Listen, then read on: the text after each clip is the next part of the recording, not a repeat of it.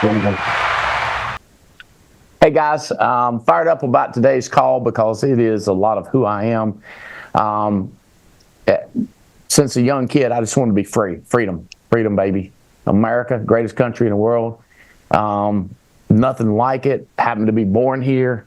Turns out my daddy was born here and granddaddy's born here before that. There was some country over there. And I figured, like, if you're in the richest country and then you're not free, like it wasn't about the money for me. It was the freedom to be able to travel and do stuff and laugh and cut up about it and buy stuff. So this call, what I'm saying is, if you're interested in freedom of money, freedom to say what you want to say, freedom to laugh, freedom of time, for with kids, grandkids, mamas, daddies, what is your freedom about? And by freedom, I mean being able to do what you want to do. Now, they say that you gotta not doing things not because you're supposed to, but because you want to. And there's so much conflict in there. And I'm going to try to sort the conflict out about like want, need. You've heard me say this, probably heard me say this. We need the greedy, not the needy. Poor people don't impress me. Sad people don't impress me. Happy people, pretty cool. Rich people, pretty cool. But you give me a happy rich person, we get ready to have us a party. You know what I'm saying? You give me a happy rich people. That's who I want to hang around. I don't know about rich people who kill themselves like, Bo, seriously? Did you do it creative? You know what I'm saying? Buy yourself a 747 and crash it yourself or something. You know what I'm saying? In the ocean where you don't hurt nobody else. You know what I mean? And leave us a note and tell us why you did it. Don't leave us out here wondering why you did it. You know what I'm saying? But give me a person with money that says, drinks for everybody, I'm paying. I got no, I'm paying. You know, or let's go here, let's go private. You know, I don't like, you know, I just did a trip like that. I might talk about it. But we just had one of my rich friends say, hey, you want to go up to South Dakota hunting? I was like, yeah. He said, you know, you got to pay. I said, I know, right? And he said, it's not a problem. It's not a problem. And then we got up there. It was like 18 other people that all paid and all had stupid money. And it was, you know, the main thing is, listen, seriously, the main thing is, let's all don't kill each other up here hunting. Because we ain't got rich. We don't want to kill ourselves. You know what I mean? Like, or kill each other or shoot each other's eye out or something. I got called down like 9 times. And I'll be, all right, yes, sir, I got it.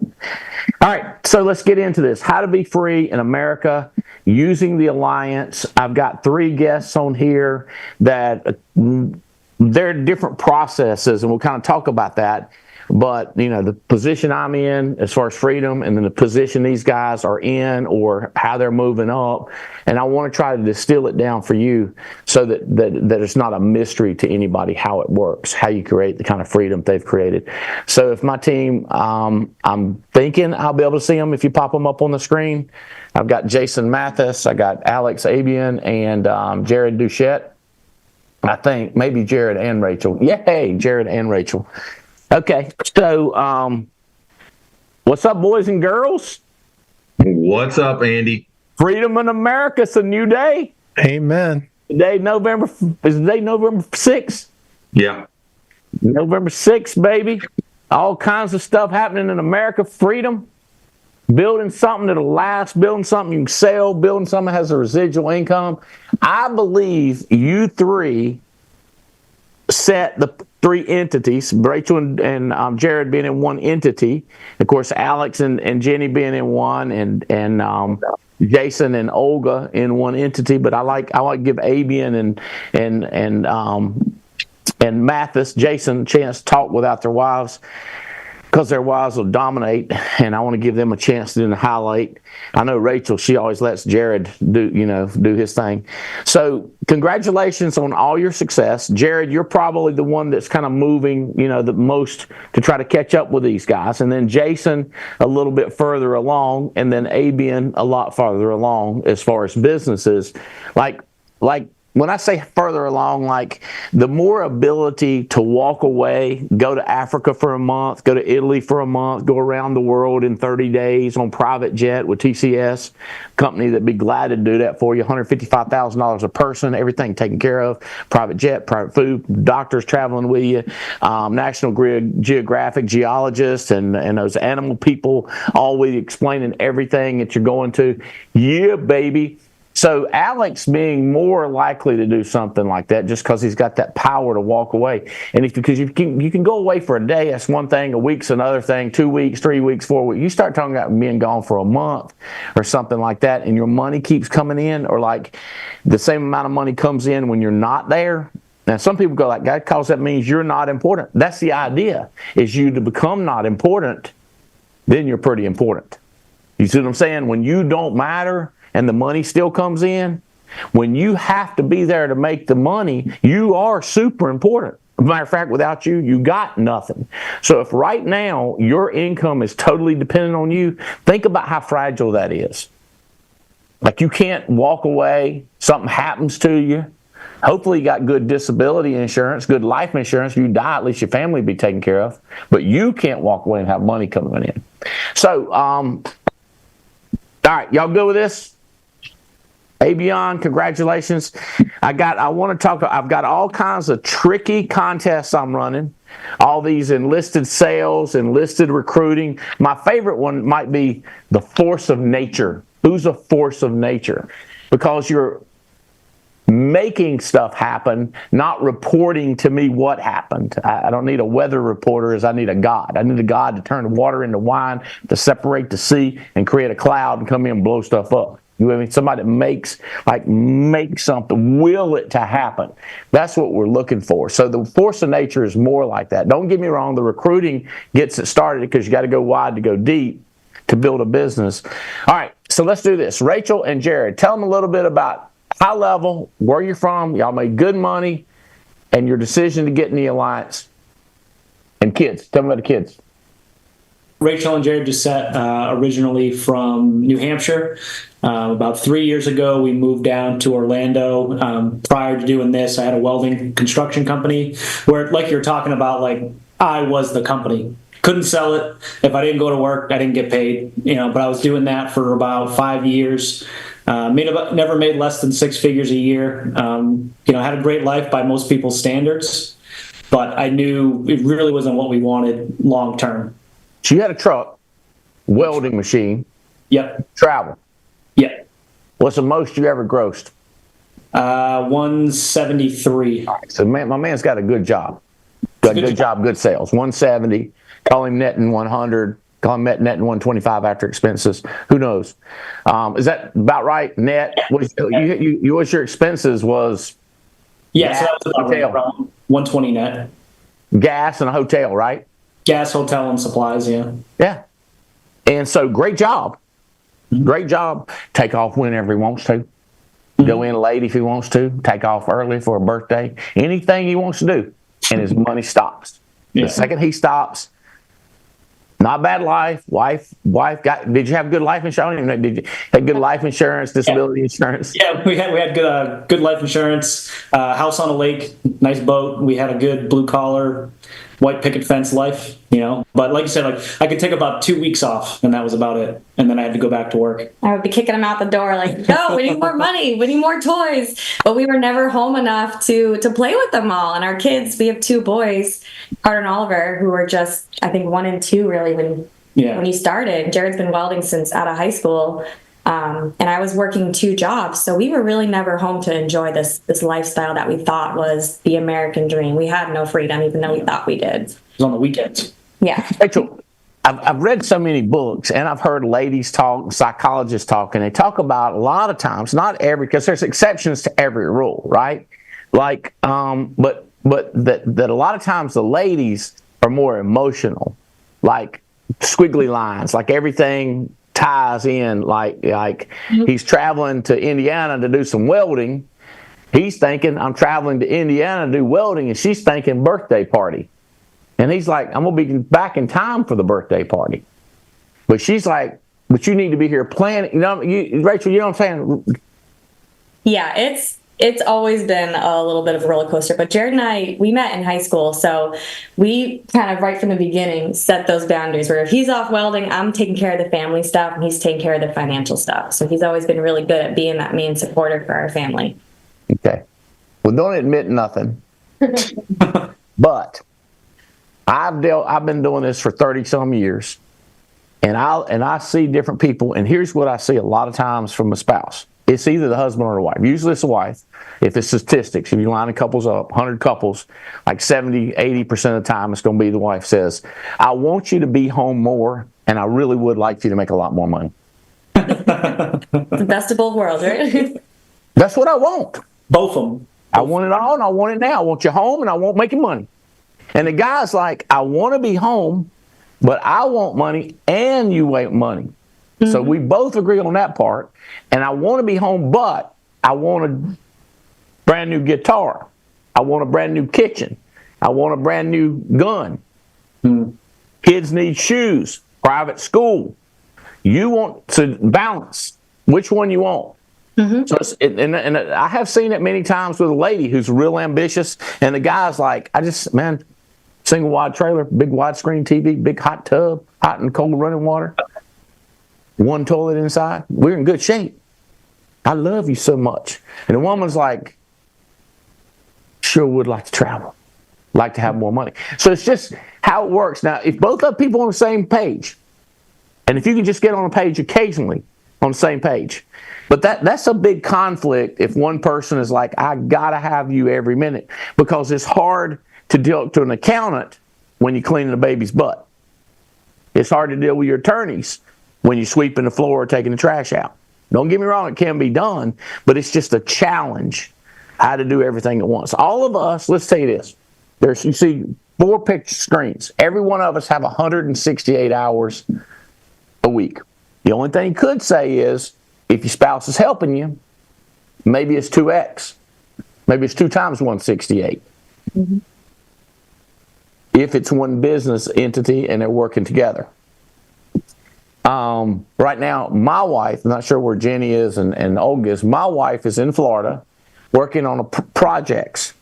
In her mind, she wants to, let's be clear, wants to be down there to save us hundreds of thousands of dollars, to get rental properties back up, to get our beach house back going. She wants to do it. Because I said, you're clear, you don't have to do it. Somebody else will do it. It'll cost more money, and it'll take more time if she don't go.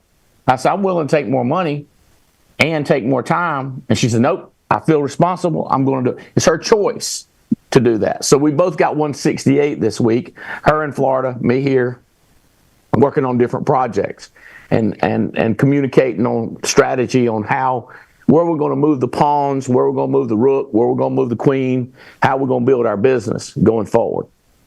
Okay, strategy. All right, what else is big, Rachel, with y'all too, to understand a little bit who y'all are? Let's see, other than our communication, setting boundaries, we don't coach each other. We learned that fast, and we had to... Don't coach each other? Don't coach each other, yes. We both learned that the hard way, and thank God for Jason and Olga. Jeff Bright. And Jeff Bright. Jeff Bright. Right. Got to be huge with that. My man, Jeff Bright. You talk about, the female being emotional.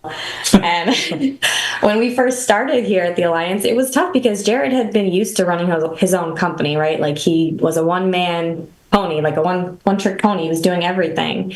And I was taking care of all the house stuff. So when we both started doing this, we were pretty much down each other's throats, trying to tell each other what to do and do better at this. And how many sales did you make? How many people did you talk to? Yeah. I think it's something that every couple goes through when they kind of join in an endeavor like this.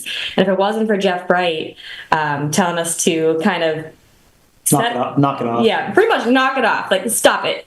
And telling us to set up, like, draw a line, and what does Rachel do and what does Jared do? And stick to those things. And every Sunday, sitting down and going over your schedules, making sure that we're not stepping on each other's toes and communicating. I mean, we were calling Jason, Olga, Kyle, Nina every day. And, we have agents on our team that are doing this as a couple too. And I hope that they're watching because I know they're going through some struggles as well. The biggest thing, it's just communicate and don't coach your don't coach your spouse. They say it takes a village to raise a child. It takes a village to raise a business too. There won't be many business owners that'll tell you they did it by themselves. It's their business, 100% owned oftentimes, but with numerous consultants, whether it's a pastor, whether it's a psychologist, whether it's a business coach, audios, association, and books you're reading, all that goes into your head. And if you have a tight relationship, like with Olga Mathis, like with a Jeff, like with a Abby and Alex or a Jenny, or like with a Jane Albright, who can say, yeah, I was doing that 26 years ago. Let me tell you what my experience was, and let me how I handled it back then. Then if you've got a mentor that you trust who has done it before and said, look, that's the way this works. And if you can have the faith that they're not making it up, they're not guessing. And for me, in my case, I've seen it 150 times or 2,000 times. Now, yeah, I've seen that before. Here's what's going to happen next. Then this is going to happen. And then, so now when it happens, you're not in shock. You're like, oh my God. Like, knew that was going to happen. Jared, you've seen that with advice from Jason, correct? Yeah. After about the fourth time when he said, hey, this is probably going to happen, and then it happened, I'm just going to listen to him. Because if he gets it, because at least that way, if he gets it wrong, it's not my fault anymore. I can say, Jason, this wasn't going to happen. And then I can get mad at Jason. I don't have to be mad at myself anymore. But I'd say 9 out of 10 times, it kind of just works out like you guys tell us it is. So. When you came over here, Jared, you took a while establishing another good job, because you had a good job that was more physical. Yeah. Welding, construction, building stuff. Come over here, it's more a mind game. Took you a minute to get that same income coming in. But to me, I sense, and you can tell me if I'm wrong about this, or kind of tell me how it happened. If it didn't happen, tell me something else. But I sense the last 90 days, maybe 6 months, you guys said, why don't we have a business, not just a great sales job? Now, hey, I'm 100% happy for you great sales jobs. Yeah. Nobody needs to hear that. I love sales. Wouldn't sales, wouldn't make no money, but have a real business. Is this true, Jared? How'd that come about? Talk to us a little bit about that thinking and decision making. Yeah, it was 100% true. I'd say even more so the last like 60 days. But yeah, like over the last 6 months, it just, because what happened in my first business was I was the business. And what we were doing here was the same thing. And I did that for 5 years prior, making myself a great, like you said, high-paying job. And coming here, it was the same thing. And it's like, we're doing Jason Mathis and Olga Mathis a disfavor, Andy Riddle and you a disfavor by not doing the most that we could do. And we could do a lot more than just sell. Like, listen, anybody coming in, like, you can sell here. If you can't sell here, you can't sell anywhere. You got 14 days old up to age 85. As long as they got a pulse, we got something for them. We got them on if you can't sell here, you can't sell. Okay. But that was more than, we didn't want to just do that. Like, I want 100 of them, is what you keep saying. I want 100 of them. I want 100 people doing it, but I want to be the guy, or we want to be the team that brings them in. And with Jason and Riddle, it's like we were talking to them at NBC, and we were talking about the old recruiting numbers, how people would bring in 100 carrier contracts a month, and to us that just lit us up, because for like 2 years, like we were just kind of going through the motions, I guess. But once we had like the proof of concept, like, okay, senior board members, integrity partners are telling us to bring in 50 people a month. How do we work it backwards and get through that? And that's what we've been trying to do since NBC. We've just been working towards that. We have 8 assistants now to help us build. Like, it's not comfortable all the time, but when we're bringing in 20 carrier contracts a month, getting people up and going, flying all over the place, like, that's more fun than sitting down with Miss Mary in the trailer selling a $30 a month policy. It's way more fun flying all over the country, building teams. Like, we're recruiting people in California right now because we want to get to Hawaii, but it's too far of a jump. So let's get to California first. And then I saw that Spencer posted something about going to Austin for a hotspot or something, or trying to get something together. I was like, damn it. I've always wanted to go to Austin, but we don't have anybody there. Nashville, we have a whole list. Yes, we want to just try to get to all these different places because that's more fun than just making dials and doing that. And we got to make the dials. Like, we're still selling, just, I don't know. Yeah. And you always ask us, and you're like, when are you guys going to get started? When are you going to do this thing? When are you going to do it? Every time we saw you, used to say that to us. And we're like, I thought we were doing it. Yeah. When we first started, we were sitting up by the Who's pool. saying that to you? You would say that to us. I saw potential. I know. So, yeah, you were pissed off because we weren't doing enough. Yeah. It's like, And in our eyes, I mean, when we first started, we'd be sitting out by the pool with margaritas doing our dials. And we'd be like, 60 dials today. We're done. Yeah. I booked 5 appointments for tomorrow. Okay. Yeah. We thought that was like, we were giving 100% of 100%. Yeah. And I mean, every time we go to an event, we're just picking up more and more from all these leaders like Avian and Mathis and Riddle. And we're just like, what are they doing that we're not doing? What can we improve on? Why aren't we doing this? They did this. Look at their team. Yeah. So it's just clicking for us each event. Every time we sit down with the leader, we take advantage of that opportunity. Now a lot more. Congratulations on making the decision, and congratulations, we're starting to see evidence that you're doing it, not just the intent, but evidence of it. I want to, and now we actually have the results. Like, we get random deposits now from people we don't even know, and it's like, we know them, we've recruited them, but that's like the coolest part. I know Avian and Mathis, it must happen all the time, but like, this guy told us off 2 years ago, and now we're getting override off him. You know, like, that's fine. I'm fired up about that. It truly gets insane. We had a girl walk in today that I ain't seen in 7 years, but she's been writing 1 or 2 a month. And we just looked at people that were direct to us that we don't know, that sold a policy in the last 90 days, made a phone call. And this person used to write 25, 30,000 a month, but they've been distracted, not connected. Of course, the person that hired her quit, died, killed himself. Somebody killed, I don't know. He might be arrested in jail down there. He gone. And it was a couple other people, but this person kept their license, selling. They come walking out. I was like, is that so-and-so? Is that lady who's right 30,000 a month? And something happened in her life, and she's like ready to go. And Patrick says dialing and said, hey, but this is going to happen to you. Congratulations. Fired up about y'all.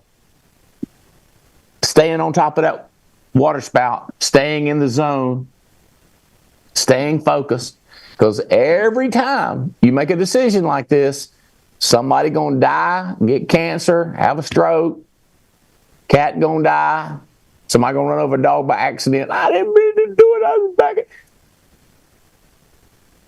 Doggy dead. Let's move on. I know it's terrible. Let's go. Like, stuff gonna happen. And listen to this, Jared and Rachel, write this one down. The better your ability to not let stuff disturb you, the faster you'll get where you're going. The ability to not give a bleep on certain things. The ability to go, how about that right there? I'm telling you, people have these, oh my God, I got to check. It's like, bro, it was a $10,000 bonus. You got to be kidding me. That should be like a little blip. You give it the old this. Or a chargeback, $7,000. I got $7,000. Bro, wait until you get 160. Wait until you get that letter from the IRS. You made a mistake. You owe $295,000. You got to pay it by Tuesday. And then you hit it with, your ability to handle big situations with a will determine how fast you get to the goal. I can draw it for you, and I'm an engineer. I can show you how to work. But it's like, yeah, it's crazy. Ain't that something? Ain't that something? Okay, watch this. Baggage handler, wearing knee pads, crawling in the belly of a jet and taking briefcases, suitcases, until her back's killing her, knees killing her, feet killing her, toes killing her. Jason's wife, badass, becomes one of the top salespeople in the country. Banker boy. I'm not a banker. I love all my banker friends. Hey guys, I don't know no banker friends that kick ass. You with me? If he calls him a banker, he's a mortgage broker. He's selling mortgages. Hell, let him tell you. But he's got a job at best. If you call baggage handler with Delta or Eastern or Northern or whoever heck you work, if you call that a good job, yeah, good job. If you call a banker, six-figure, good jobs. Two good job people now pull up on track to make $500,000 this year. Maybe $100,000 because of their sales. That's Jason and Olga. But Jason, tell them, fill in some cracks, what I've left out about how you got involved. I don't remember you getting in to build a business. I don't know what you were thinking. You were tricky how you think, as a matter of fact. Well, I love America, and I'll tell you, it's a land of opportunity, and that's what I love about it. I'll tell you, Andy, about half the people are happy today and half the people are sad. But what I love about America is, you can get on the TikTok, the Facebook, the Twitter, and you can rant and not go to jail about it. You know what I mean? Like, it's freedom, and you got freedom to run your business. But the Alliance came into our life through a Facebook post, and I didn't want to do it. Buddy reached out, and I said, maybe Olga wants to do it because, she finished up that luggage handling career, throwing bags into the belly of an airplane, and she was selling clothes at Dillard's, and that wasn't working out. She was leaving all the money at Dillard's, and she got her license, and she started selling it, and they was like, you want to do it? And I was like, heck no, absolutely not. My job, my plan was to claw my way into lower middle management as high as I could climb up that corporate ladder as a mortgage loan officer at Mama Bama, Bank of America, Merrill Lynch, and that was my plan. And she started, doing mortgages with you guys. Insurance with you guys. And she was not immediately successful, but when she started making over $9,000 a month in deposits, I was like, what in the flapjacks is going on with my bank account, man? And I was like, holy crap. I watched a system, your system, Andy, take a luggage handler and turn her into the number one elite lady in the nation making this kind of money. And I was like, holy crap, this is a real deal. And during this time, she was dragging me to these training events and whatnot. And I liked the people. And I was like, this is a great system. Like Jared said, if you can't make it work here, you ain't going to make it work nowhere. The Alliance has a great business model in the American system. I like to say it's like a McDonald's. It's like a franchise, baby, but we don't sell hamburgers and fries and shakes. We sell life insurance, fixed annuities, Medicare, estate planning, retirement planning, and we got a hell of a team. And we do that. And what I say is, don't put barbecue sauce on the Big Mac. Put the Big Mac sauce. Follow the system. And she started doing that and having success. And I was like, you know what? If it can take a luggage handler, maybe I can be self-employed in America. Because I went crawling back to corporate America. I got crushed at the end of 07, 08. I had my own mortgage business, residential commercial lending, lost millions of dollars in that debacle. And I went crawling back to corporate America. And I said, maybe I got a shot with the Alliance, because look what it did with this little old 5'4" luggage handler. And I started plugging in and got training from Riddle, Chris Long, Alex Abian. I usually get a lot of training from Alex at these events. He'd take me to the side and train me up. Patrick Connors, Fitz, Davies, Katz, Levin Tovich. Oh my God, I got a lot of straight talk from Levin Tovich. He's a complete beast. I thought he was going to punch me one day in the face. And, I just started, I started part-time 2, 3, 4 months and left the bank, Andy, and started doing it full-time and made a lot of mistakes along the way. But I had a lot of great, the Alliance assembled a great team, with all the players between Young, Adams, you, Clay Murtis, Robbie Kraft, Jeff Bright, Gina Hawks, the Lead Performance Team, President's Club, the university webs. I mean, all these pieces that are in place, and we just plugged in and started rocking it out inside of the American dream, inside the Alliance system. And that's what we started doing, man. We started being coachable and just started going out there making a mess of everything and loving it along the way and meeting the great people like the Doucettes and the Harrys, and the Franks and the Jimmy Leos and, the Dannys and everybody out there doing it, man. We love it.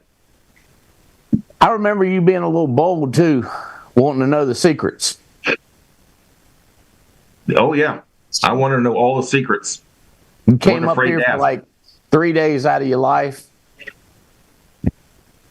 Yeah, you wrote this book here. And you said it. And you said you can believe everything I've said or written to be true. And I took that to heart. And, Andy, there's a lot of people out there, man. All these gurus that are on the TikTok, the YouTube, the Facebook, and they'll train you for a day for $500, $1,000, weekends, $5,000. You can go to their $899 seminar. Then they're trying to sell you the $4,099 3-day package.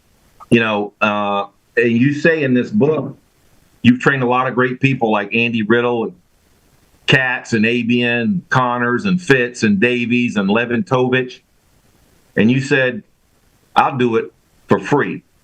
And I was like, he wrote this book a long time ago. He's got a big butt business and there's no way he can do that. Like, that's not in my mind, Andy. In this 6 inches, I was like, he can't do it. 20,000 agents. There's no way. Everybody's calling this joker. There's no way he's got time for me. And I said, well, he also said he'll do it. So I called your office and I got a hold of somebody and they said, hold on. And I talked to your secretary and I said, I'm still working full time, but I got 80 hours of PTO. I can come up there anytime Mr. Albright wants to train me. And they said, hold on. And they said, this was on like a Thursday or Wednesday or Thursday. And they said, hold on, we got you scheduled for this Monday, Tuesday, and Wednesday. And I went onto my HR portal and took those 3 days off. And I drove up Sunday, and they said, be at the office 8:30 on Monday. And I did that, and I got 3 days of world-class training from Andy Albright. And it changed my life. It changed my life. I remember that one of the first things you said to me when I sat down with you, you were like, hey, Bo, thanks for coming up, man. I really appreciate it. They tell me that you live down there in Jacksonville. I used to have an apartment condo down there, and we did this in Jacksonville, and I appreciate it. And, you're taking the money, the time off work, the expense, the hotel expense. Man, if I didn't have people like you to come up here, I wouldn't have a job. Thank you so much for allowing you to come up here and train me. Jason, if we can do this, if you can just take everything that I'm getting ready to tell you, it's 100% true. And I don't got to spend no time explaining to you why your idea won't work, this idea won't work, that idea won't work. We tried that, it won't work. This won't work, that won't work. We already did that 15 times, it don't work. We did this many revisions, it don't work. If we can do that and you can just take everything I'm getting ready to tell you to be true and accurate and you just do, you'll get more from here into there. And you pointed at my head. Can we do that? Now, one of the reasons I went up there, Andy, was I was telling Riddle I was joking, but I really wasn't joking. I said, I want to go up there and make sure that he's not running this thing out of a P.O. box. So when you get up to the Alliance headquarters, you can fit 3 or 4 Walmarts up in there. And I was like, all right, this joker's got something figured out. He done did something right. So that got dispelled real quickly. And so, of course, when you asked me that question, I was like, yes, sir, we can do just that. And so we did that. And you took the next 3 days. One day we spent from 8:30 in the morning until about 1 o'clock in the morning. And it was just awesome, powerful day, all day together. And I was training with you, not that time, but another time. And I had moved back down to Fort Lauderdale. And this is what you told me. I said, Andy, why haven't we blown up Fort Lauderdale, Florida. Like it's the population density, and it's this, that, and the other. We don't have hardly any agency density down there. Like, what's up? And you go, we don't got no leader down there. I'm hoping it's you. And we got to work, man. We love doing it. We love the people. It's like you said, have fun, make money, make a difference. If I wasn't having fun here, I'd be back at corporate America, because you know what I mean? Make money. When my wife got to this thing and she dragged me to the first company overview, the hot spot, that question number 4, how do you make money? That's what I wanted to see. I was like, all right, she's at Dillard's, leaving all the money at Dillard's. Like, let me see that. That's what I was hot on.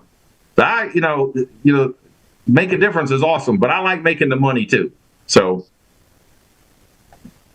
Jason, how many bodies, like people that report directly to you, do y'all have? Like side, like salary, 1099, not commission agents, but just like recruiters, administrative. You got that girl that brings you breakfast in the morning, kind of annoys me. We've got. He's sitting there talking to me, having a coffee. He'll be sitting outside his house having a cup of coffee. He'll be like, yeah, 2 pieces of toast. Like, where are you? My house. I've got a live-in assistant. We have a waiter live at our house, but he got one. We've got an awesome live-in assistant in our 6-bedroom house. It's super convenient. I don't know how I got by previous living any other way, because when you get home, and I don't know about you, but God blessed me with a great gift of being a natural-born flopper. Like if there was an Olympic sport in flopping, I'd win it. I'd gold medal out every 4 years. Okay. So this gets flopped over here. This gets flopped over here. And we should pull up but you should see all my drawers are like, it's all like neatly folded. Like my suits get put up, it gets flopped in the bathroom, and it magically shows back up and laundered in my closet. All my meals are cooked. I'm not on a diet anymore, because I will eat what they put in front of me. If it's up to me, I'm going to McDonald's, Firehouse Subs. Chick-fil-A. No, it's too healthy. Firehouse Subs with the double meat. McDonald's, Taco Bell, they're awesome. So, but I'll eat what's put in front of me. So she cooks all my food when I go to my office, not my home office, my office. She cooks that, and I take that, because, see, she's on a bonus program this year. If I get down to 220 pounds, she can bonus out and make 10 grand. You give her a bonus to feed you healthy food, and you lose weight, but you ain't hungry? Well, I only eat when I'm hungry. You eat to keep from getting hungry. I eat to keep from getting hungry, because that's when I go off the rails. So I started almost a year ago. I started at 272 pounds of nothing but man. And I weighed myself 2 weeks ago. I was at 235. This girl is desperately hoping I lose 15 pounds by December the 28th. Now, I want to pay out, but if I don't hit it, I don't hit. So we're tightening up. She's tightening up on that. So we got that, and then we got one here at the house, and we've got about 10 more people that I pay to do fast track carrier contracting, set up interviews for me and the team, do all the clickies, follow up with agents, give them the pow-pows, get them on my calendar, manage my calendar. That's a big thing. Look, you think this is tricky? This is 2025. Okay, guys? Like I'm telling you, plan it out. That's 2025. That's all the 4 major events, my estate planning events, the Cabo trips in there. My son's getting married next year. I got a camping trip in there I've been doing for 27 years. All the TWC's product call, activity call, the hotspot events. I mean, it's all planned out. Everything I got to do is in there. Those are the known knowns. And guess what's going to happen? I've got known unknowns that are going to happen too. Stuff's going to happen. I don't know what it's going to be. Albright's going to call me up and be like, hey, what are you doing next week? And that's about how this call goes down every time. I don't know, Andy, about what you think I should be doing. What do you think I should be doing? Well, we going to Dallas. I'm like, okay, send it over to me. And then we go to Dallas. And then sometimes that'll happen to me. And then we go to Dallas and go see Brian Adams or whatever he's doing over there. You've learned so much. It really does blow my mind how you take, and it ain't like you like 22-year-old job people or 25-year-old. How old were you when you got started in this business, Mathis? 46. So 46 when you got started. And it's not like, it's harder to teach an old dog new tricks than it is a puppy new tricks. So Jason comes in and now he's just adopted this different philosophy of life, this different mindset, this different decision-making process. How can I say this politely? Like, I have said this, that is one lazy son. He don't do nothing. The only problem is, as soon as I start pointing at him, I got 3 fingers pointing back at me to about how lazy I am because I don't do nothing. My wife has said this to me. You're worthless. I'm like, I know, except for my bank account. Yeah, my wife says the same. I was so proud of you for getting the 160 out of Jane this week. What? Yeah, I was so proud of you for that. For what? Getting the 168 out of Jane. Oh, yeah. Don't even start. She's watching, so just keep I know. in mind, right? I'm not starting nothing. I'm just proud of it. So you got me thinking, Jason. I got a nice house beside my house called the guest house, but I got another house beside my house. I was like, what if I had a driver and a cook and a cleaner person in that house? You know what I'm saying? What if your person's available? What if they can be negotiated out price-wise or no? No, I mean, don't overpay me, dude. I can't get in a match with you, so don't do it to me. Well, that's my advertisement. I've been thinking about this thing. That would be great. Because James just remodeled it. It's beautiful, attractive 3-bedroom. Now, I can talk to Olga and see if she's got a cousin. I'm not joking. Oh, Okay. not at all. Do it. Okay. And I'm putting it out there to everybody. Like, I'm looking. I like that idea. Let's see if my phone's blowing up. My wife's running. All right. Congratulations on what you've done. So my goal here is Jared and Rachel, like, let's jump up. And then Jason, let's double down. Let's think 10X. Like you say, Jason, the next 5 years are going to be nuts. Okay? It is a window of opportunity for your life. So we've got November, December to get us set up for 25. So we got 2 months. How much money, how much travel, how much investment that we can start to build this infrastructure that we just blow up in the next 5 years, because people are going to be crazy excited. So we got to but we need the people on your team.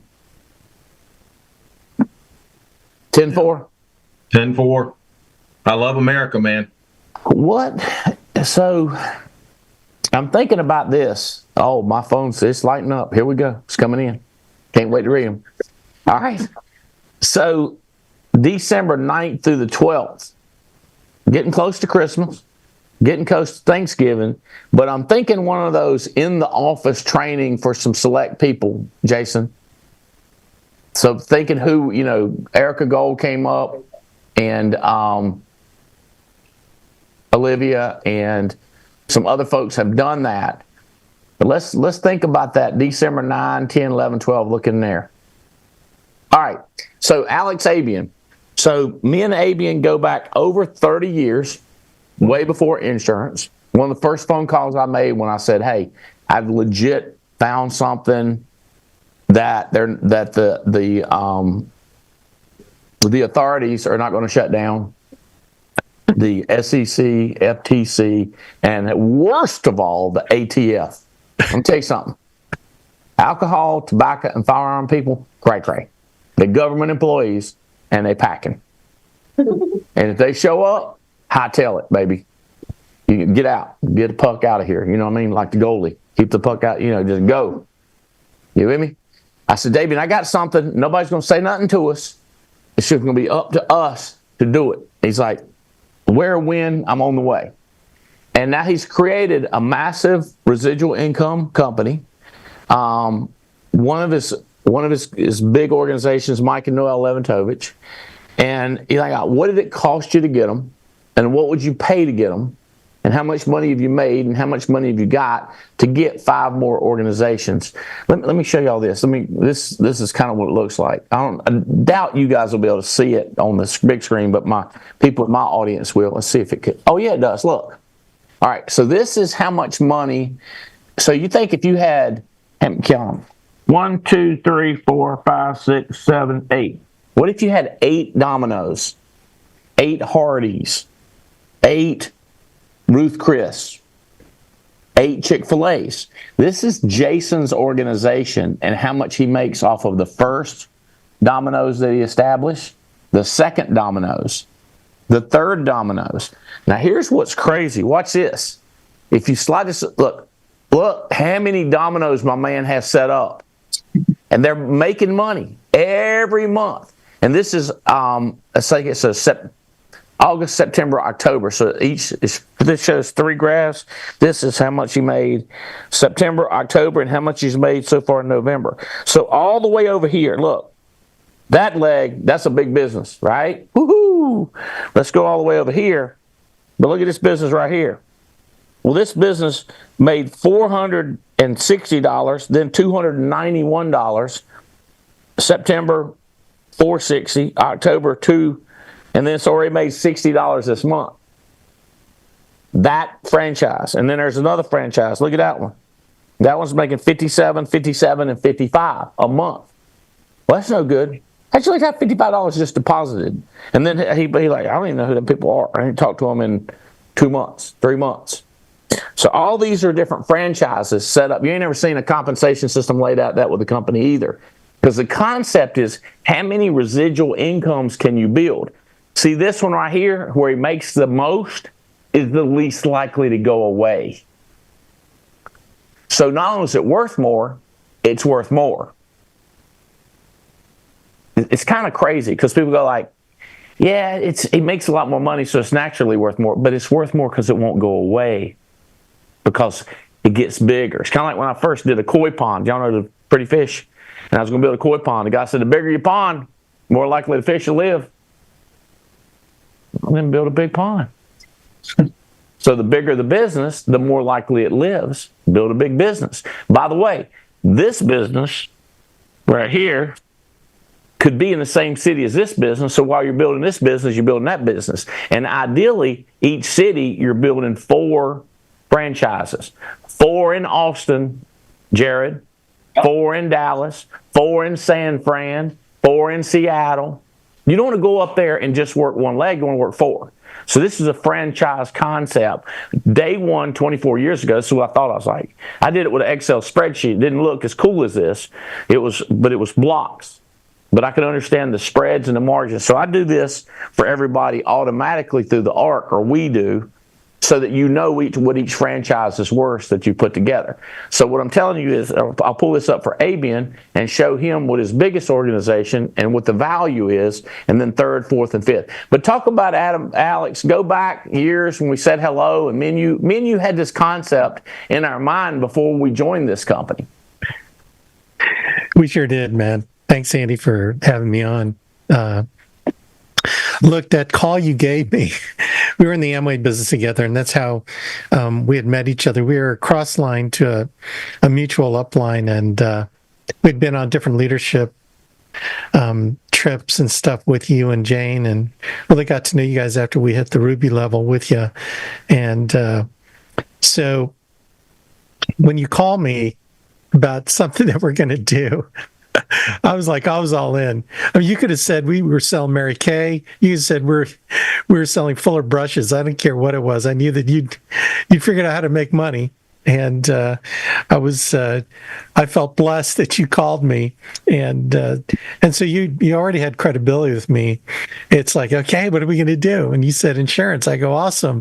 Can you make money? And he said, absolutely, you can make money. And I decided to believe you, number one, and then I decided to follow you, number 2, and then number 3, I decided to listen to you. So it was kind of and then duplicate what you were doing, and the business got really crazy. But it was funny, we were trading spreadsheets when I first got in, And we were just like, dude, this is how we can make 250 grand a year. If I had 6 legs, 12 legs, whatever, and I was making this, a 10% override, and this is my business, I can make 250,000 a year. And the reason why 250,000 a year was significant because that's what Diamond Direct distributors were making in the Amway business. And so it's like, and so I ended up making that in my second year.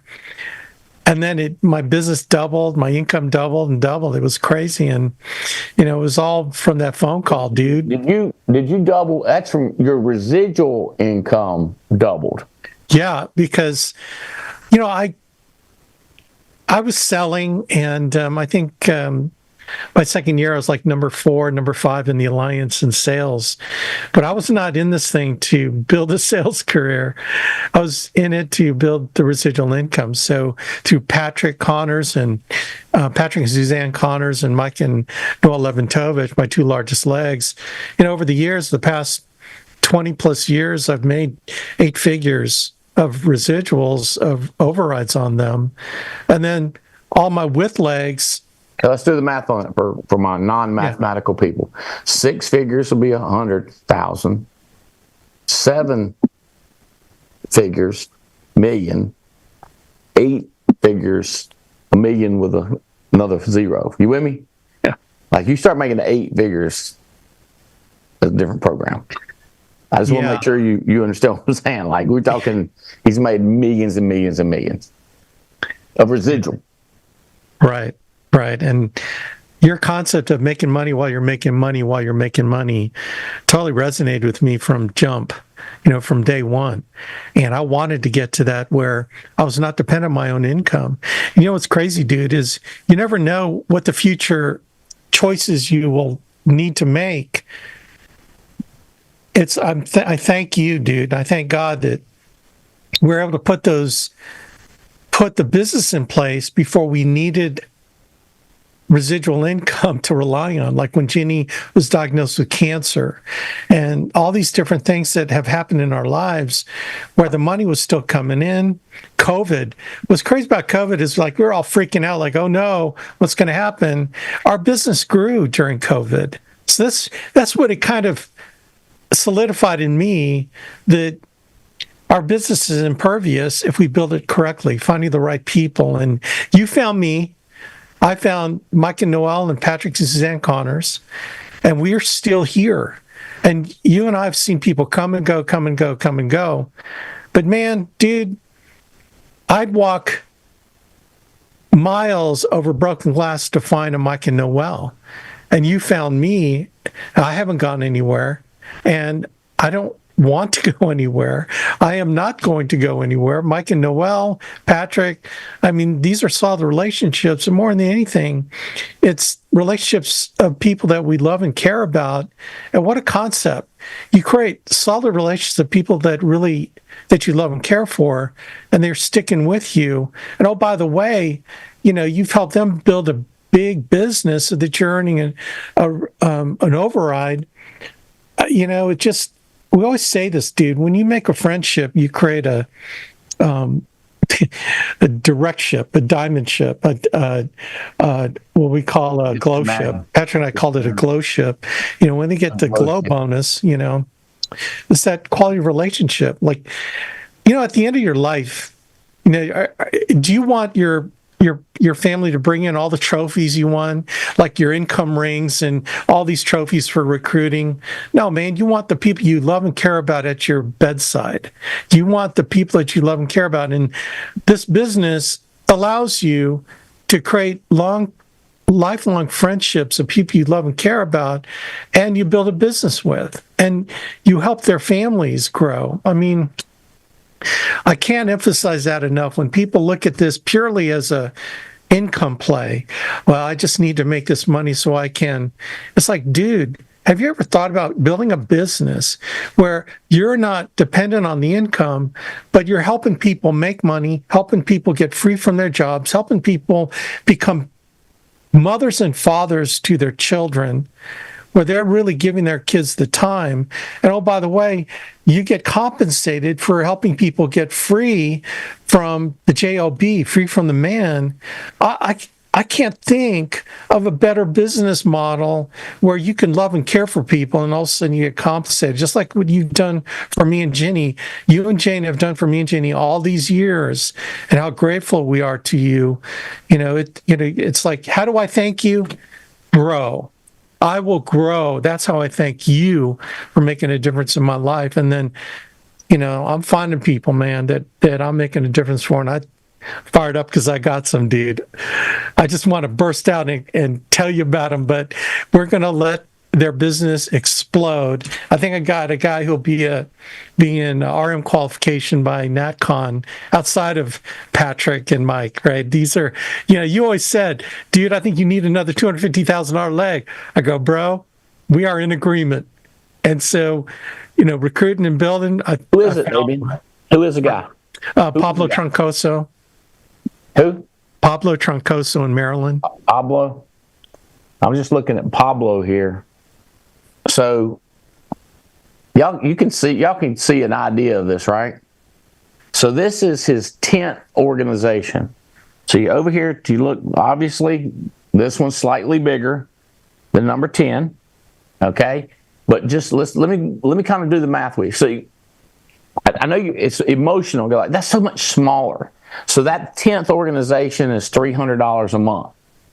So 300 times 12, he's only 300 times 12. He's only making $3,600. Okay.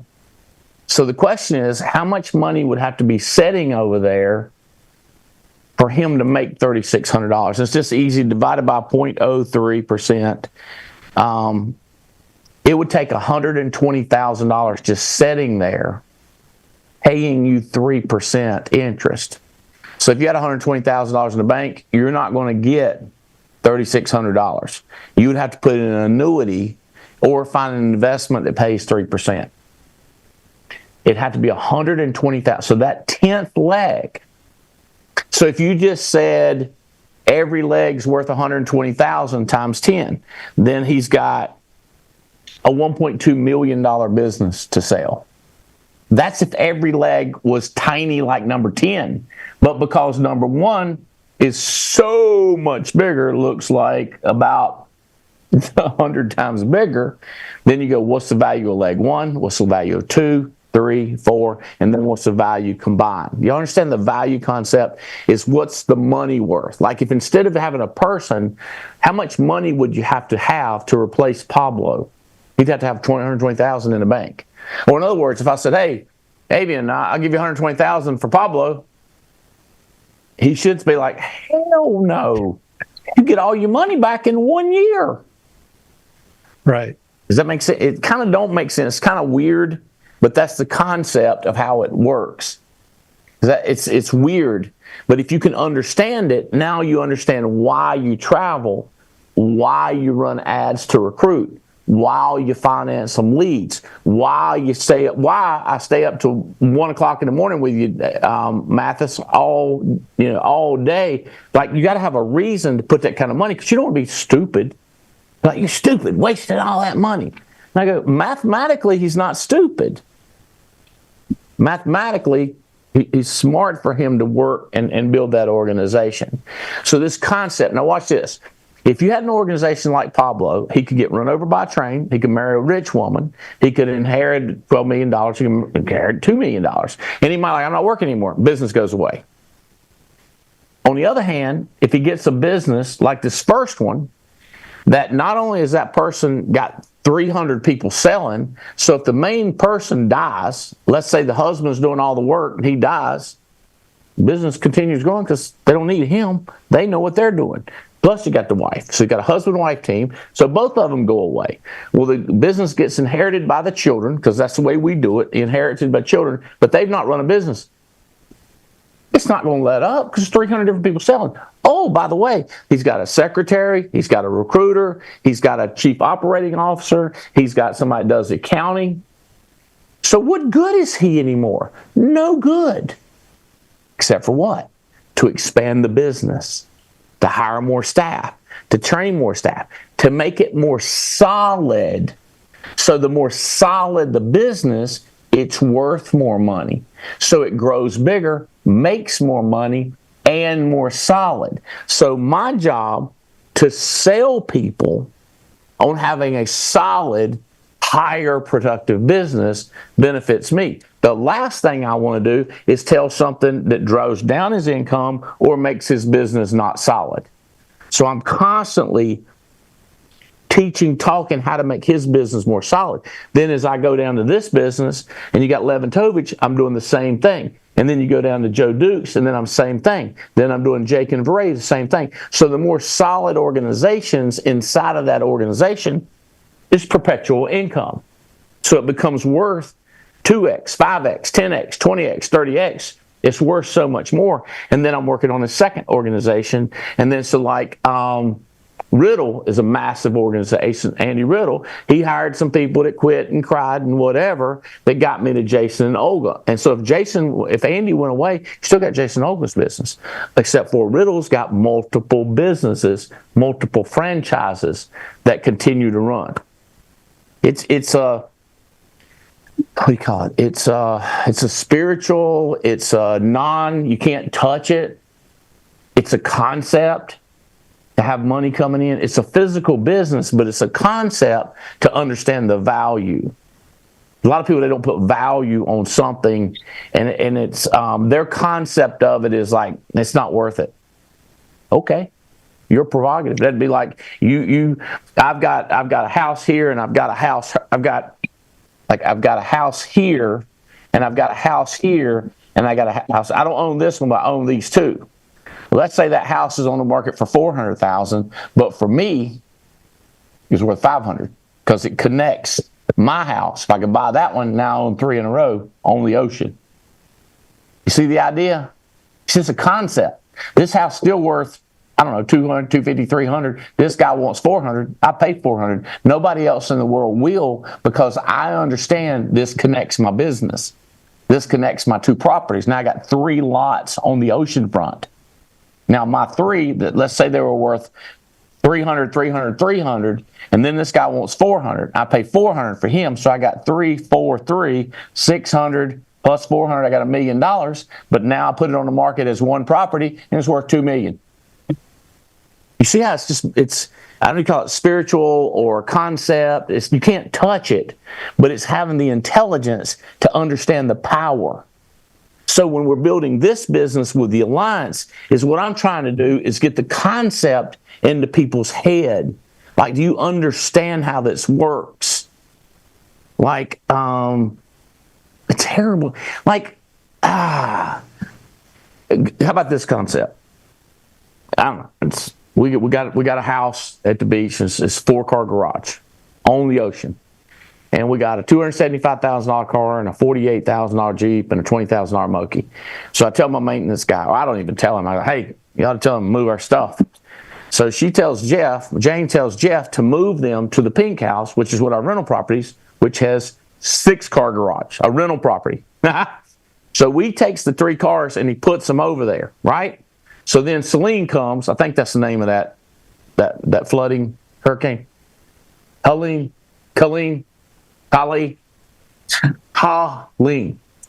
So some hurricane with a name comes in, and the water's coming in from the backside, water floods everything, right? So I'm wondering, their cars are. I ain't even wondering, but somebody says, hey, how's your car? I was like, that's a good question. Well, turns out that the pink house has 3 big garage doors, and one of the garage doors, if you open it up, the land goes down. And then the others go up. So if you park a car in there, 2 are up higher and 1's down lower. But the reason whoever built the pink house is because they got to put a boat in there. And if you go to put a boat in, it needs to be lower, so you have to drop it down so you can get it. So drop it down because the roof's the same on all 3. But if you drop the floor down, now you got a bigger spread, so you put your boat in there, right? Well, my guy puts the $275,000 car in the lowest garage. What does that tell you? We got flooding coming. We got We got a 4-foot flood. It and we tells you it ain't his car. It ain't his car. But Jason, how you gonna get mad at the guy? Because who would have thought, hey, I'm just quick move these cars before the storm comes? Who would have thought, hey, the most expensive on the highest ground? So I want to get mad. How you gonna get mad about that? You know what I mean? He's moving cars like he was told to do, and nobody occurred to them. But then when Jane opens the door and water rolls out of the Bentley Bentayga, out of the car. She opens the door in the car, water comes out, and I'm going like, we should try to save it, until I talked to 2 experts. One expert in Miami that I deal with, another expert, it's my car guy, and I called them like, you've lost your mind? It needs to be 100% totaled. And I'm like, now you understand when they total your car, you typically don't get what you paid for it. So you're out $100,000 or 40 or $2,000 or whatever you lost. Mine's $100,000 difference that what it's worth totaled for what I paid. Huh? No, you got to do it like this. I always thought I should have bought a Rolls Royce Cullinan anyway instead of Bentayga. And now I got $170,000. Huh? Get a concept? Huh? You can't lose your mind. You know what I'm doing? I'm looking at this right here because I got a property and this guy wouldn't sell for nothing. He wouldn't sell for nothing. Guess what happened after the storm? He fired up, Bo. I'm looking at my car, looking at my car, looking at land. I mean, I'm gonna probably make $600,000 on that deal, and the car cost me, it cost me $100,000, but now I got $600,000. I figured out how to pay for the Rolls Royce. You with me? But it's the ability. But you can't look at this if you're over here doing this on the Bentley. You can't see this. But if you go like you look at this guy, whoo, holy, because you can't think about the 2 things at one time. So you got to decide which one makes more sense to think about, or which one makes more sense to go, wah, and the other one go like, woohoo. So this is a woohoo and that's a whang. But both of them get about the same amount of volume. You see the concept? So all this is just mind games, which is what I was doing with Jason. I said, I'm hoping I can take some of this and give it to you, and then you turn around and blow up West Palm and Fort Lauderdale, which he has done. And then actually all across the country. All right. You tracking on this, Jared? Yes, sir. It's a mind game. It's a concept game, or you can call it spiritual. I call it spiritual when you can't touch it. You're like, look, there it is, right there. It's a spirit. It's a ghost. All right. So here's what we do. These concepts, what we do is we throw out contests to kind of try to trick people because they can't get the concept of freedom and having $1 million come. Imagine this. Just think for a second. If you had $1 million a year coming in residual, it's $83,333.33 every month coming in. Now, I don't know how you handle that. I go like, whoo, I would be in big trouble because my jet costs more than $83,000 a month. But what would you be thinking if you had $83,000 a month coming in? What's the concept? Any shoes you want, any jeans you want, any dinner you want, appetizers, mixed drinks, parents, a decent house. What is it? Now you you go to Hawaii. Now you first class. What's the concept at $83,000 a month you get coming in? What would you give for it? Well, and here's what I think most people would give: nothing. They don't get it. But I do this. I go, anybody in Alex Avian's entire hierarchy, okay? If you will start hiring people and investing, what I'll do is we're going to have a party at a confidential, y'all can't tell nobody this, so this shouldn't even be recorded, but we have a private club at the top of this building in Dallas. It's the prettiest building in Dallas. I forget the architect, some famous architect designed it, and it looks like this right here. Okay? And the very top, on the 54th floor, we got a club. And my guy, Jason, not this Jason, is a bartender. And he makes a margarita that has been clarified margarita. If you ain't never had clarified margarita, I don't know what to tell you. And each time when he does it, he'll put you a new cube of ice. That's about a $4.50 piece of ice. Okay, it has an integrity eye melted in it. It just looks so good. You just look out the window. It's all glass. So you're top of this building. So you're on the 54th floor, all glass, overlooking Dallas. And he's making you a clarified margarita. And we can get you a grape juice if you don't want one of them, or some water. I like taste water, but if you like it, you can have water. And so, whoever recruits the most people in your whole hierarchy, I want to know them, Abian. I want to know who they are. So right now, the leader in your entire organization is Jake and Veray Joseph. So we would invite them up. Number 2 in the hierarchy is Alex Abian. So he's hiring people, but way down here, deep in his organization, Jake and Veray are number 1 in the company. Kind of crazy. And by the way, it's under Mike and Noel. So what Abian would like, he's liking these people recruiting like crazy in that biggest organization that he's got, the one that's the biggest franchise he's got. Wouldn't it be cool, though, if his number 1 person was out here starting another hierarchy? Wouldn't that be cool? He don't care because it's his group, but strategically, wouldn't it be cool if it was building another organization bigger than the first and second and third? Like number 10. Or it's this new guy. He said, what's that guy's name again? Pablo. No, your guy. The one, I said Pablo, your guy. The one you said you think is going to be DM. Oh, Pablo. Yeah, that's Same Pablo. Guy. Yeah. That guy? Yeah. The one I randomly picked. Okay. Yeah. Mike and Noel are number 3. Isn't it interesting?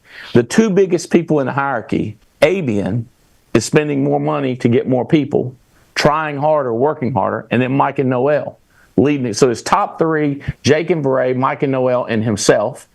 The person that Jake and Veray hired, Sarah Seifert, who, by the way, just went through, well, it'd be Jake, tragedy, a big life situation, and then Sarah Seifert, big life situation. And I'm not saying either one of them went, huh? Because it was really, really bad stuff that happened in their family. Bad. But they kind of went, huh? Because they're still recruiting like crazy. High level, Sarah and her husband getting ready to go to convention, her husband don't feel good. Can't figure it out. Young, healthy, looks great. Next thing you know, they go, he's got an infection in his knee or toe or ankle. Next thing you know, this infection's all the way up his leg. What do they call it? What was the name of it? It was it's like flesh-eating bacteria. What is that?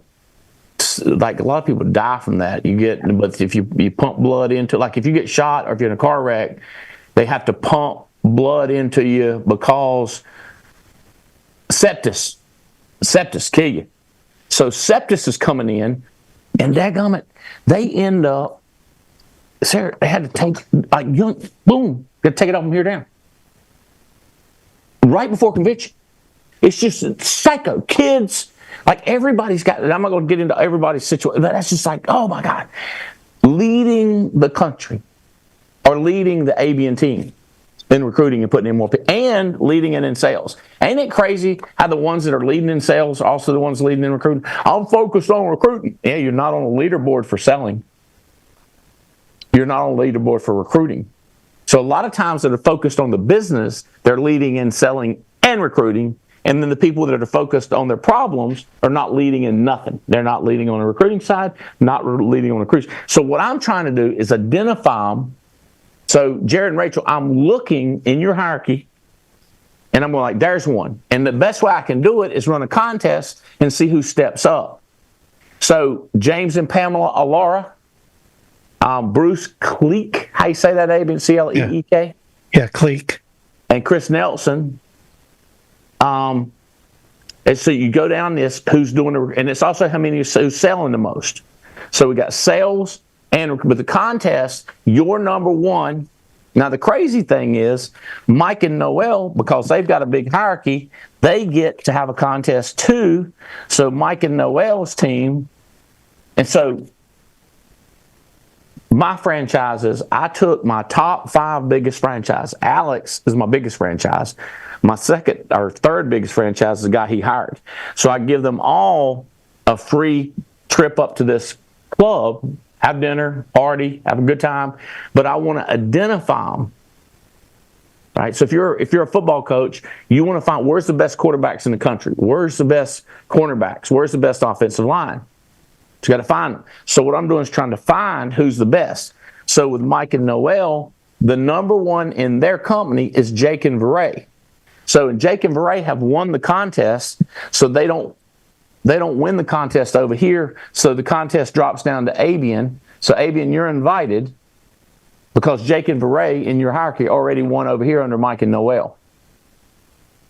Number 2 in Mike and Noel is Mike and Noel. They were number 3 with you, but they're number 2 with their own because they're not competing with you.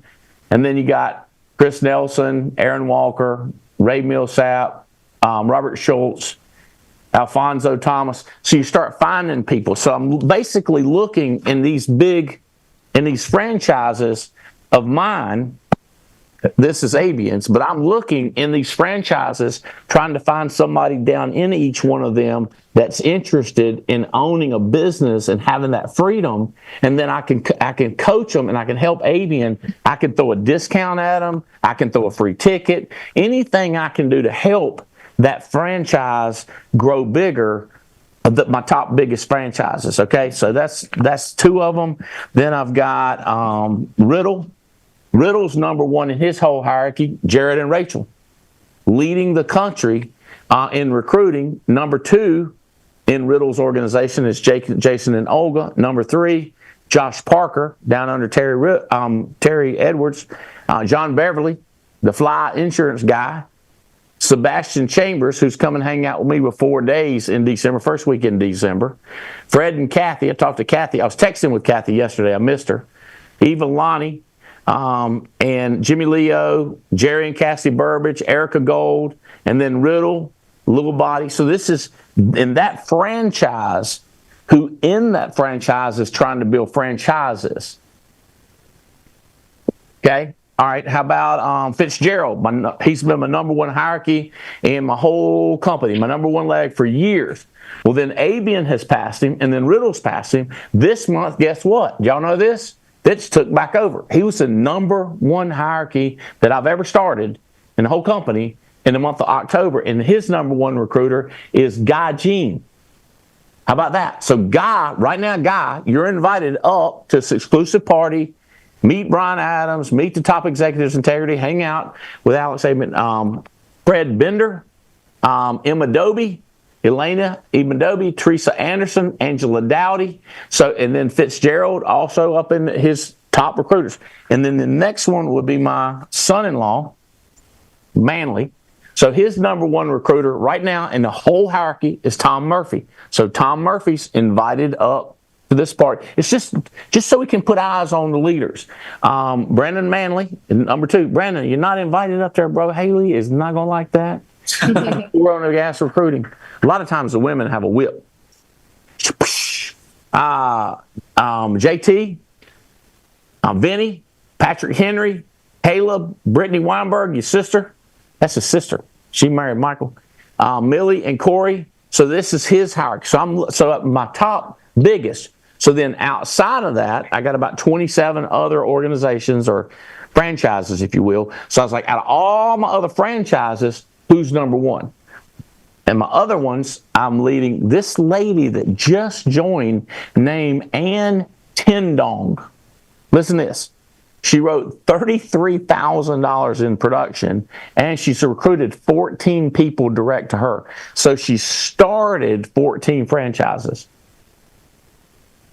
Brand new, okay? She's down under Katz, so Adam Katz, Emily Katz, a lady, a Docky, Bridget, and then Ann. You with me?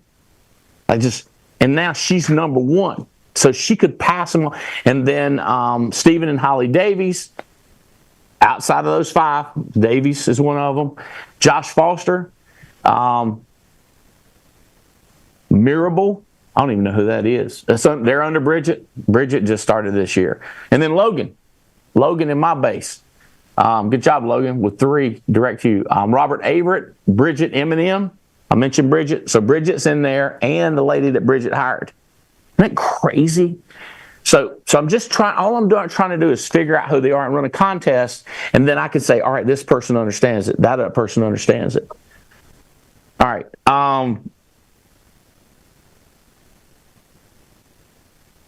We also said, if you want to participate in a sales contest, we need for you to register and sign up. So what if I'm already selling? I don't have to, you have to register, but you're not in the contest. And I don't even know what all she's giving them. Oh, here it is. All right. If you're in the sales contest, the number one salesperson, we're going to give away $5,000 worth of leads. Number 2, $2,500 worth. So basically, we're pouring on free leads to the ones that are selling. We're not inviting them up to the contest for recruiting. We're just giving them a lot of money. I'm thinking they must like a lot of money if they're selling. So recruiters don't like money. Recruiters want freedom, baby. And I'm looking for the freedom seekers. Now, what's cool is when they're freedom seekers and selling, it gets kind of like, oh, that's like a defensive guy and an offensive guy. Guy can play defense and offense. A guy that can catch and throw. A guy that can run and catch and throw. So the more talented they are, the better. So when you look at our sales, number one in sales is Roy and Ariel Bean with 104,000. This is like in 3 weeks. Joe Dukes, Marnie Franks, Sean Boone. I like that. Marcus and Carla Richardson, Jonathan and Megan Yakey, Ben Hogan, Bob West, Jerry and Cassie Burbage, and Mike and Kate Maurice. So that's our sales contest. So we've got to keep people selling, because if you had a whole franchise of 100 people, nobody's selling. It's 100 people selling. That's your idea. And hopefully 10 or 12 that are trying to build something in your deal. We also had a enlisted recruiting contest, which Joe 2 has already won that. I'm sorry, Joe 2's he's already come in number 2. Joe 2, Jared and Rachel Duchette again, Mike and Noel Leventovich. So this is everybody who registered, because I want to put who's paying attention and registered. We also had a contest that said who's the fastest 12 wide from day 12 wide. You hire a guy, you hire a guy, you hire a guy, you hire a guy. So number 1 was the Ann that I mentioned. Ann Tinjdong. She already won this contest, so she's going up there. So where she's on that contest, she don't count, so the next one in line gets it. So all we're doing is we're just sifting thousands of people around the country, and we're just trying to find the ones. Because watch this. We do kind of judge. I'll be like, Jason's had a job for 10 years. His wife worked for 20 years. At least they're consistent people, and they're nice. So you kind of judge. But then what happens is you're nice to people, Cam, then you look back and see who really gets the yardage. Like I might think you're going to be the best, but 90 days from now, we'll see. Right? Like I believe in you, or Matthew, I believe in you, but we'll see the results. That way it's non-discriminatory, because it's based on results. I might like, he's going to be way better than you. He's taller. You can't teach height. And look at that Nike hat. Just do it. He's going to be better. Well, then 90 days from now, you hired 22 wide, he sold 2 policies, and he's fired up. You get the credit. So in the beginning, I might pick you, but results matter. So what we do is look back at the results and see who does it. I like that, because when I was first started this business, or when I first graduated college, just start with that. When I graduated college, I felt like they were judging me. And they were. And I did good, and I got promotions, but I still felt like they were judging me more than my results. I wanted everything to be focused on my results, not who I was. Not my accent, not how tall I was, not how fat I was, not how dumb I was. I want to know, like if I was real lucky, that's what I want to be judged on. If I was real good and I got the numbers on, that's what I want to be judged on. So I'm looking in my hierarchy, trying to figure out who I can trust or who's going to do something. So Joe 2's already got 12. Ann has already done 12. The next 3 people that get to 12 are going to get bonus credits for this trip to Thailand. Speaking of having fun, January 1, everybody's in a contest to earn a free trip to Thailand. You talk about a fun place. I've been over there twice.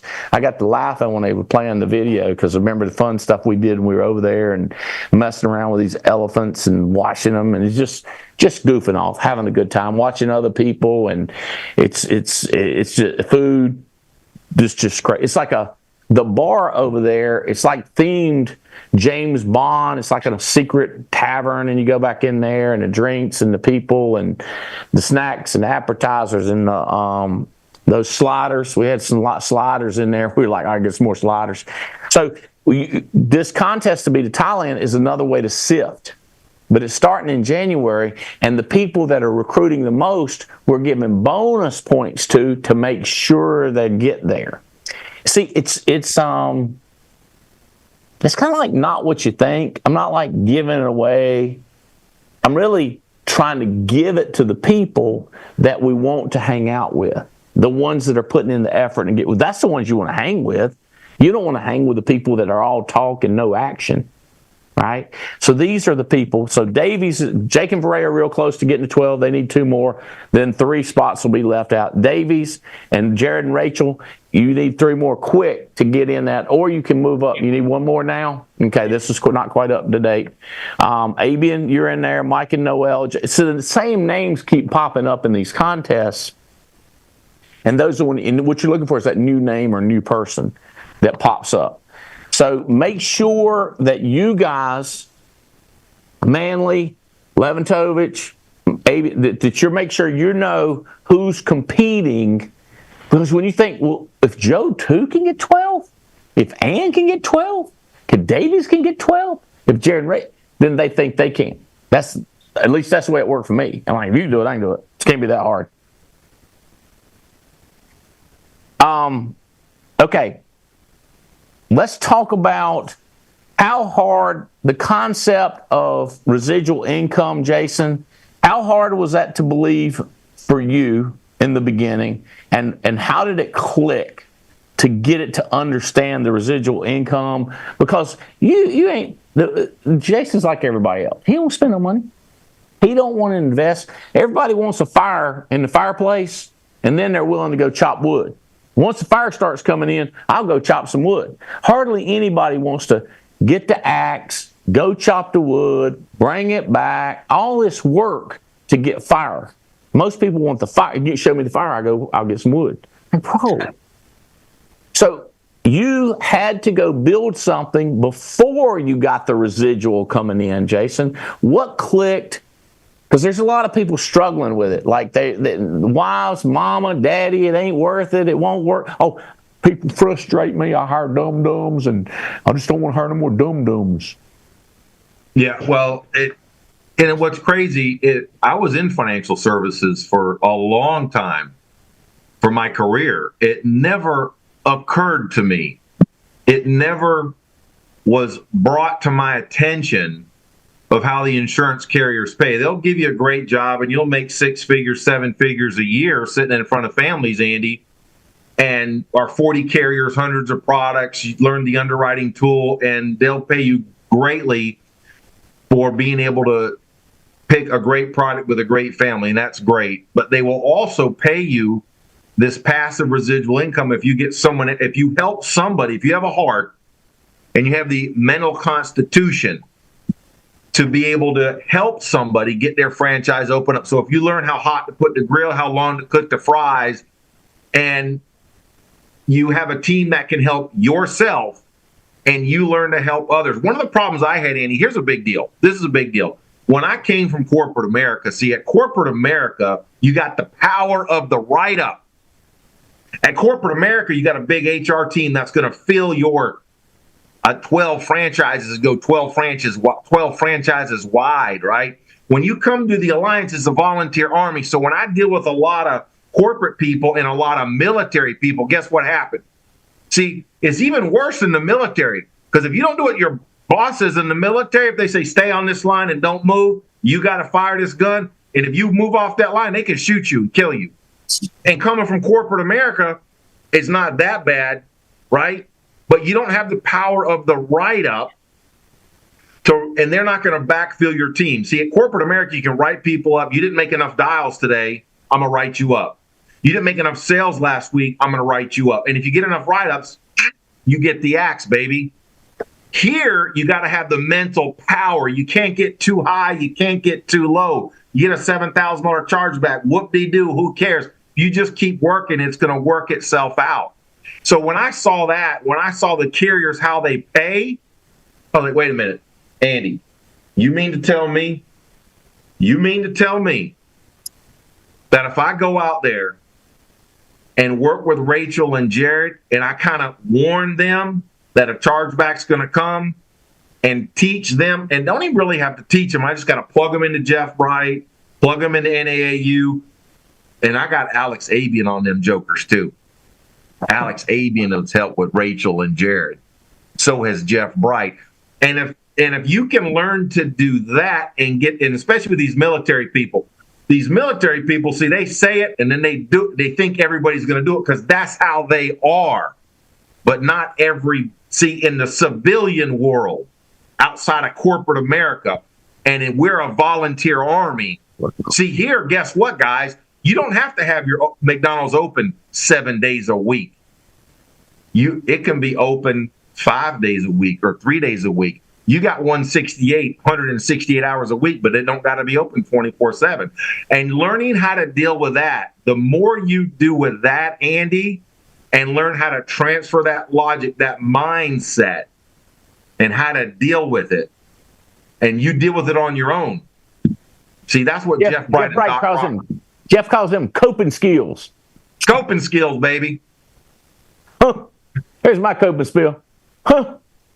Yeah. How you handle it? Huh.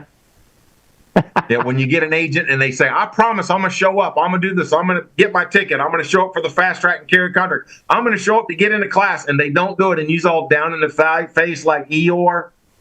And you's all sad. And you's about ready to go run in the corner and get all depressed and start chewing on razor blades and pull out a gun. Don't do that. Just go to the next one. Some will, some won't. So what? Thank you, next. Don't get jaded. Mm-hmm. You know, and I'll tell you, it's a mental head game to do it, to be able to sit there and help these people. And I mean, I watched Rachel do it, get through it, and her do it and get better at it. And I got a lot of coaching from Mr. Alex Abian on how to do this. I mean, Fitz, Davies. I love what Davies says about it in his positively humorous attitude about recruiting. You know, and he just moves to the next one. Who's that? Davies. Our buddy funny Davies. Guy. He says funny stuff too. Yeah. And he, you know, and I like, you know, you can't allow another agency owner's dysfunction to drag you in their pit of dysfunction, because they will do all kinds of tricks to drag you down in it. Now, here's what you can do, Andy.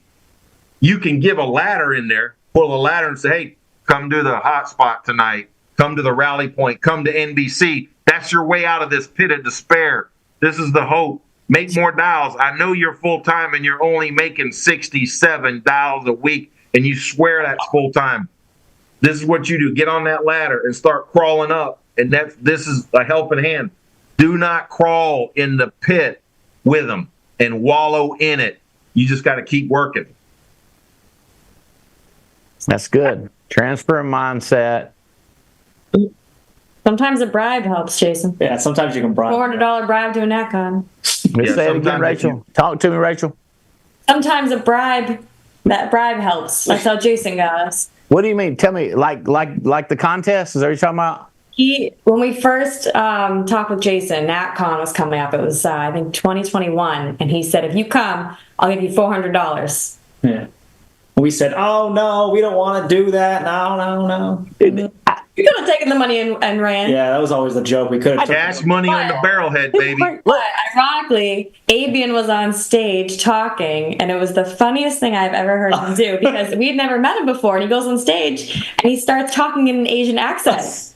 I don't know if you remember that, Alex, but it It was like, all right, we're in. Yeah. This is our people. That's $400 ever. Yeah. So the people that were offended when an Asian talked like an Asian, Didn't offend him. the ones that got offended quit. Probably, Yeah. yeah. And you got attracted to it. He's like, I like them. Absolutely. Yeah. I tell people all the time, if you're gonna be offended, this is the wrong place for you. When we sell people on conference, it's like, listen, just come to the conference. You'll know if you like us. You'll save 9 months of your time. You know, let's not drag you along for 9 months. Come for the weekend, see if you like us, and then we'll find out. Because we have some people who just go, no, not for me. Okay, thanks for saving us the time. See, when they quit, we thank them. Thank you for saving me the time and effort and of dealing with you. You know, because the ones who are going to do are going to plug into the system, and the ones that don't, Yeah. whatever. I tell when I'm inviting people, I go like, look, come to this convention. It's $400, but you're gonna have a blast, have a good time, get a hotel room, eat. I'll give you money back if you're not happy. I've been doing it for 30 years, and I've never had anybody do it. About 2 years back, I did. This big heavy-set guy in a wheelchair, and his wife pushed him around, and he came up to me at the meeting. He said, "Hey, Mr. Albright, you said that's 30 years of doing this. He comes to me, you said I can have my money back." But I said, hold on a second, let me get you hook right up here, right here, buddy. $400. I counted out for him, I handed to him, and I looked at his wife. I said, "You want 400 too?" She said, "No, I like it." I said, "Well, don't bring him back." He ain't coming back. I can give him $400 and he come back. You can come back, but he can't come back. You want your 400 now? Because we can move on. Because now I don't have to think about it. It's like gone. Think about how many problems you've had. You know, you get a problem like, let's say you stump your toe or you cut your hand, you get a paper cut, and you're like, I wish I had a paper cut. What if you just get $100 to go away? Wouldn't that be awesome? Like you cut your hand, like, here's $100. It goes away. So for him to go away for $400, that was a deal for me. Kind of got on my nerves anyway. He asked too many questions, and he's like always having opinions. I was like, and you had to walk over to him because he couldn't walk over to you. A mess. You know what I'm saying? It's crazy, you know? So I'm glad you did that. I'm glad. Hey, you just said 400. I'll give you 400 if you show up. Yeah. Hey, They had to show up to get the money. It's two different words: incentivizing and bribing. Have y'all started incentivizing your kids yet? Yeah. To read a book. Yeah. Oh, yeah. Yeah. Like growing up, if my daddy would give me money to read a book, I'd have been like, first of all, I know it wasn't my daddy. My daddy paid to pick up a hammer, picked up an axe, pick up a chainsaw. You don't pick up no book. He'd think you lost your mind. You pick up a book. What are you going to do in there, boy? What are you looking for? Looking how to get out of work? That's his concept. I'm looking how do some people have these mansions? How do these people have homes in other countries? Imagine that. Home in a different state. Imagine a home in a different country.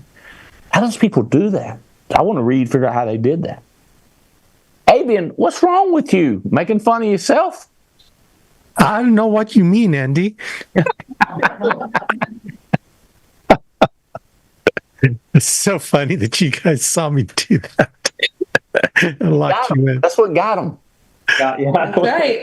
And I'm sure somebody came up to me. I'm sure someone said, "You okay with him doing that?" I mean, he's Filipino. What do you mean?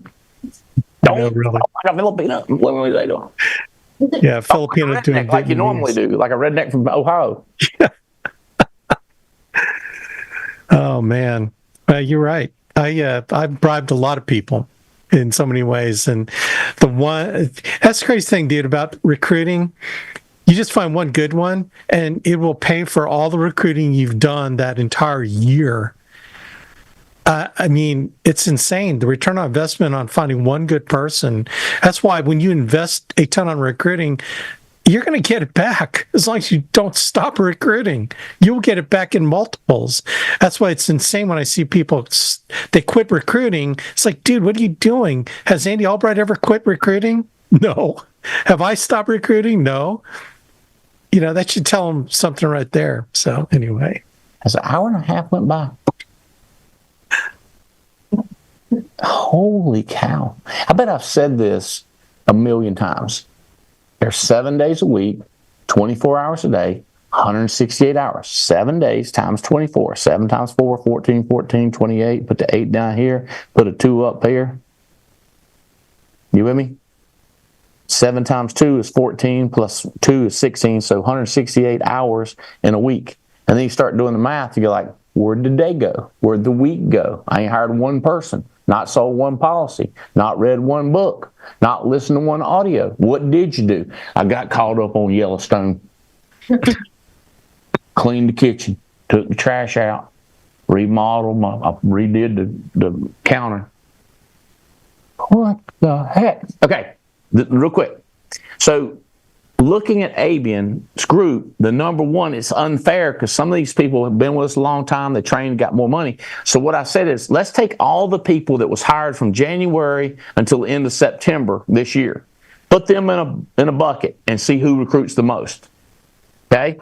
So then after October, or after September 30th, or whatever the last day is, October, November, so it's really only October, November, it's only 5 weeks right there. Everybody they're in a contest. The number one person of these people from October 1, that'd be you, because it's forward, number one gets invited up to in that clubhouse in January at our national convention in Dallas. And from January 1 to end of September. So right now, in that group, Logan, you're it. Okay, I've got you leading the country. You've got a good shot at being up in that club. Right behind you is Robert Averett, who is on Davy's team. These are brand new people, just started. Aaron Walker, Bridget Eminem, Eva Lonnie, Awosan, I can't read, Efluk, I can't read. These people got to be in a Docky's group because I ain't read none of them names. All right. So all these people, so make sure that all your brand new people see they're competing with brand new people. Now, if right now over here is, it's daggum definitely in Docky's group, AFOLUSA. Spell that for me. Alfonso? No, I don't think so.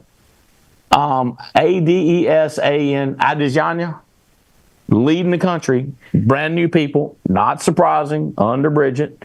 Angela Dowdy, Ayana Acevedo, who is Riddle's team, Victorine Ebishash, Laura Day. So all these are new people, brand new people. So if you're getting started today, there's only 1, 2, 3, 4, 5, 6, only 8 people in the contest. Whereas if you're in Abian's group, you're competing against 400 people. But here it's just 8 if you're brand new.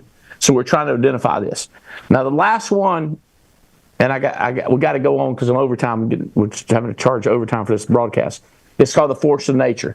All these people you hire, you want somebody out of, let's say if you hire 22 people or 32 people, one of them is going to hire 8 and another one's going to hire 8, or they're going to have 4 and 4.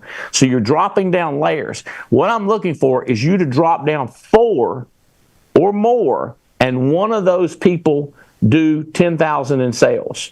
So it's going wide, but I don't really care if they sell anything. What I care is that they lead you to a string, and in that string of people, one of them hires it. So this is another one of those tricks to incentivize. I don't even know what are we giving away for that? Do you know? Right now, it's like 100,000 points, isn't it? I think it is 100,000 points. You might be right. It's a lot of points to do this. Right now, Dale Parker is leading the country in becoming a force of nature. Adam Burge, y'all know Adam, brand new, Davies team, fairly brand new. Another Eminem, Aswan, Awosan, Mirable, Mirable, and Ali. Though right now, these are the leading people in the force of nature. So they've hired enough people that one time it went way down 4 people, boom, boom, boom, and then one of those selling 10 grand. If you say, what if I hire somebody direct 10 grand? Fantastic. Put people 3 underneath them. Now it's 4 in a row, and one of them selling 10 grand. What if the second one? What if the third? And it's not just the first person. It's how many people can create this force of nature. How many can create this diagram? Where's my diagram? Diagram looks like this. I don't know if y'all can even see it. You can see it. I'm going to show you. It's just 4D, and one of those people have to be selling 10 grand. It's 100,000 points. Second place, I think, is 50,000 points. Because I want that person to go hang out in Thailand. God, I can't believe we've done an hour and a half of this. Like, this concept, getting it out to people. And I got more stuff to cover. What else? Next event, January. I got one coming up, but I already sold out. I announced one at my cabin. It sold out. So sorry if you didn't hear about it. It sold out before you heard about it. Avian, what else? We gotta wrap up. Yeah, man, just start doing it. Start bringing people on and don't stop and just listen to you and get them to the next event. I mean, it's very simple, right? Try to make it too complicated as who do you know? So simple. So simple. So easy not to do it.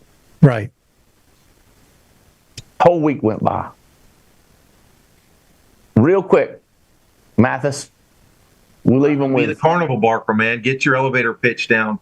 Be this, get out there, some will, and just start pitching it. Tell everybody that's going by, hey, come and see it in the tent. We got the alligator boy, the wolf kid. Come on in, see what we're doing.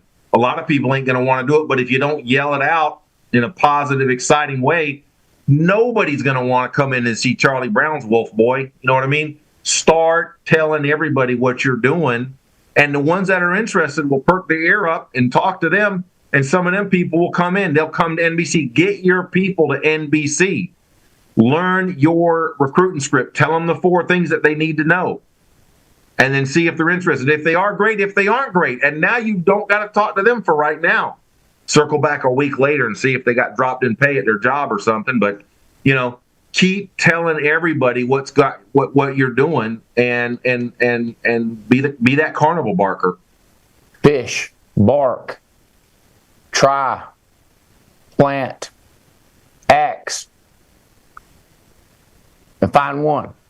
And not get upset if they do it. Not get upset if they don't do it. Don't throw an all-night party if they do. Don't throw an all. It's get to know them. Jared and Rachel, what say you? We got to get off of this line.